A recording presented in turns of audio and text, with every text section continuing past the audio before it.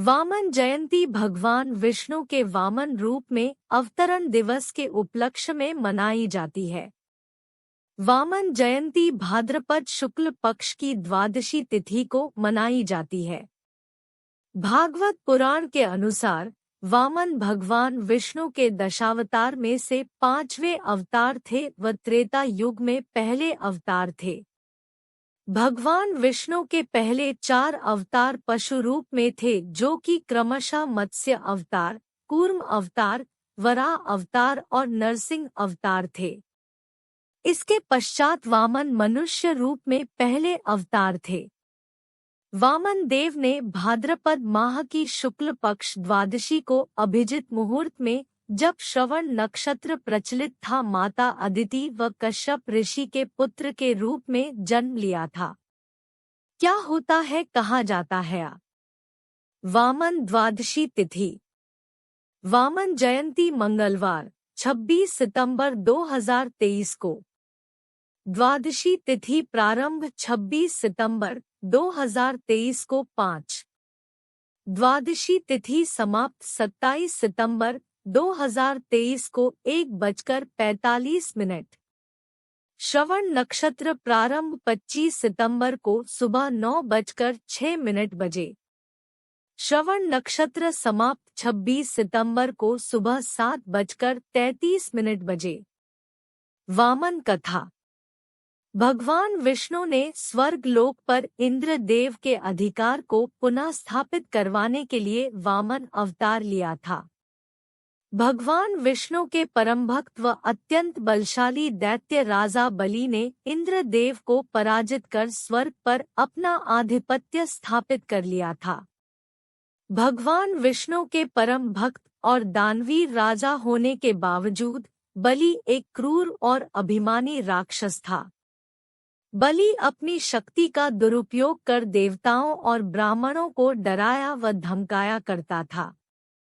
अत्यंत पराक्रमी और अजेय बलि अपने बल से स्वर्ग लोक, भूलोक तथा पाताल लोक का स्वामी बन बैठा था। स्वर्ग से अपना अधिकार छिन जाने पर इंद्र देव अन्य देवताओं के साथ भगवान विष्णु के समक्ष पहुँचे और अपनी पीड़ा बताते हुए सहायता की विनती की।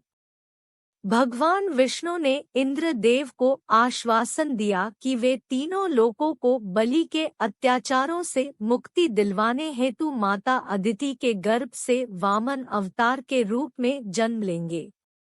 कैसे करे पूजा। 1. सामान्य पूजा।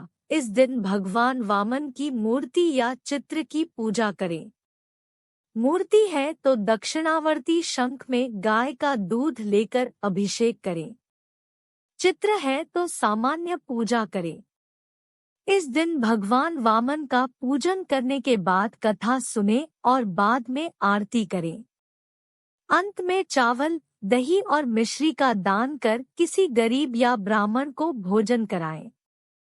2. पंडित से कराई गई पूजा। यदि किसी पंडित से पूजा करा रहे हैं तो वह तो विधि विधान से ही पूजा करेगा। ऐसे में इस दिन व्रत रखा जाता है।